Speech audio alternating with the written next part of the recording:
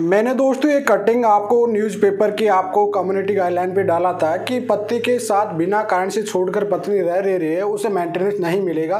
Kanpur family court का ये matter था, उसमें जज ने खारिज कर दिया उस मैटर को कि भाई पत्नी बिना कारण से पति के से दूर रह रही है। अब काफ़ी लोगों ने मुझे पूछा, इसने मुझे कटिंग को भेजा भी था कि सर वाकई इसमें ऐसा क्या रहा होगा जी, जज साहब ने ऐसा जजमेंट दिया, इसे हर किसी केस में होता है तो इसी में स्पेशल क्यों खारिज किया गया और केसों में खारिज क्यों नहीं किया गया। तो मैं इस पर डिस्कशन करना चाहता हूं दोस्तों, आपको समझाना चाहता हूं पूरी डिटेल में। तो चलिए दोस्तों, नो टाइम पास नो बकवास, सीधा करते काम की बात। मैं हूं हंस। देखिए दोस्तों, इस जो ये न्यूज़ है, इस खबर में क्लियरली जो जज साहब थे, पति पत्नी का जो मैटर था, उन्होंने ऐसे एलिगेशन लगाए कि सास उनसे बोलती नहीं थी, उसको जो जेठ उनके हस्बैंड से बड़े भाई थे उनके रूम में बैठने के लिए फोर्स करना, पैसों की डिमांड है बिना कारण से, ऐसे ऐसे आरोप लगाए गए थे जिनका कोई सबूत था ही नहीं। एक तरह से स्टोरी थी, पूर्ण रूप से एक स्टोरी थी। अब आप एक कानून में जाके गूगल सर्च करके आप पढ़ना, CRPC 125 की धारा 4, इसके बेस पे इसे खारिज किया गया है दोस्तों। क्यों?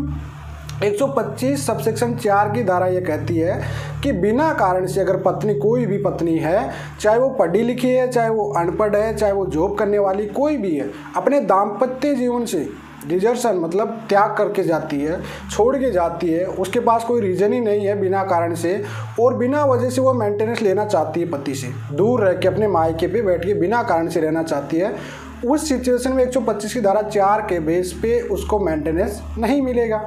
ये एक सीधा सा फंडा है दोस्तों। 125 सबसेक्शन 4 में क्लियरली मेंशन किया गया है, कानून में भी ये धारा है, आप पढ़ोगे इसे अच्छे से तो इसमें क्लियर है कि कोई भी कारण नहीं है पति और पत्नी के बीच में कोई ऐसा एलिगेशन लगाया उसने कि मेरे साथ मारपीट की, उसने साबित नहीं किया। उसने जैसे कि सास ससुर मेरे से तंग कर रहे हैं, परेशान कर रहे हैं, उसने भी साबित नहीं की।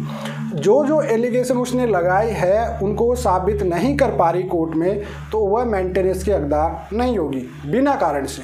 इस वजह से इस कोर्ट के जो ये न्यूज़पेपर है, इसका जो जजमेंट है, इस वजह से बनाया गया कि भाई पत्नी के पास ऐसे कोई साक्ष्य सबूत थे ही नहीं जो उसने एलिगेशन लगाए।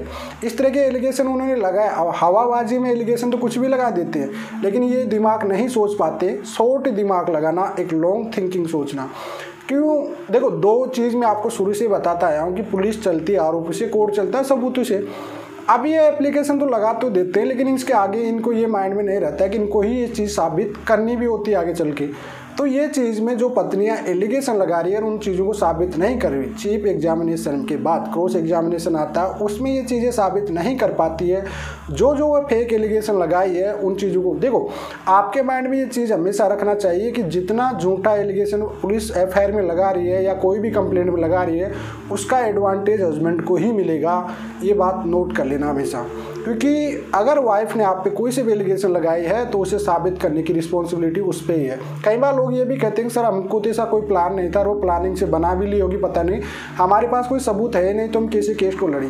भाई आपको घबराना नहीं है, पहले आरोपी तो उसको ही बनाना पड़ेगा। एविडेंस एक्ट की साक्ष्य अधिनियम की धारा 101 और 103 लगती है इस केसों में। क्रॉस एग्जामिनेशन जो होता है, बर्डन ऑफ प्रूफ का बार अपनी पत्नी, जो पत्नी होती है उस पर ही होता है, जो केस वो करता है उस पर ही होता है। पहले वो आरोपी तो बनाए, आपको 98% तो आरोपी बना नहीं पाते इन केसों में, तो फिर आप डरने की बात क्या है। तो दोस्तों यही कारण था कि बिना वजह से, बिना कारण से अगर आपकी पत्नी आपके साथ नहीं रह रही है तो उसमें 125 की धारा 4 के तहत उसे मेंटेनेंस नहीं दिया जाएगा। आप इसे रीड भी कर सकते हैं, शेयर भी कर सकते हैं, अच्छे जजमेंट है।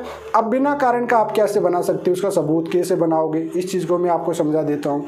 आप लोग की पत्नी 1 या 2-3 महीने से आ नहीं रही, आपको लग रहा है, तो आप एक लीगली नोटिस भेजिए, मजिस्ट्रेट से फॉरवर्ड करा के उसे भेज दीजिए, डिजर्शन का भेज दीजिए कि आप 4 महीने 5 महीने से नहीं रह रहे, इस तारीख से आप नहीं रह रहे हो मेरे साथ, तो उसे आपका एक ग्राउंड बन जाएगा। उसको आप आगे एविडेंस के तौर पे यूज़ कर सकते हो कि मैंने इसे लीगल नोटिस भी भेजा था जिसमें क्लियर मेंशन किया गया था कि आप इतने दिन से मेरे साथ नहीं रह रहे हो, बिना कारण से, कोई कारण भी नहीं है, तो आपके एक कारण एविडेंस भी बन जाएगा। नहीं तो आप ऐसे साबित नहीं कर पाओगे बिना कारण से आपकी पत्नी इतने टाइमिंग से इतने दूर रह रही है। तो आप लोग पहले ग्राउंड बनाना सीख लीजिए। आप लोगों बेसिकली देखो, फैमिली मैटर में 90% दिमाग का खेल होता है, 10% ही लो काम करता है। अगर आप फिजिकली स्ट्रॉन्ग है तो आपको फैमिली केस कोई हरा ही नहीं सकता। डेफिनेटली मैं कह रहा हूँ, आपका फिजिकल स्ट्रॉन्ग होना है, माइंड से आप स्ट्रॉन्ग रहना चाहिए, घबराने की कोई बात नहीं है। अगर गलत नहीं है तो आपको गलत कोई साबित बनाने, आप गलती नहीं की, अगर आपने गलती की तो भैया जेल घूम के आइए। मैं गलत लोगों के साथ नहीं हूँ, चाहे वो हस्बैंड हो चाहे वाइफ हो, लेकिन आप गलत नहीं हो तो फिर आपको डरने की जरूरत नहीं है। तो आइए दोस्तों, इसका एक्सप्लेन मैंने बहुत अच्छे से किया। अगर समझ आया तो लाइक शेयर कीजिए, अगर कोई डाउट है कमेंट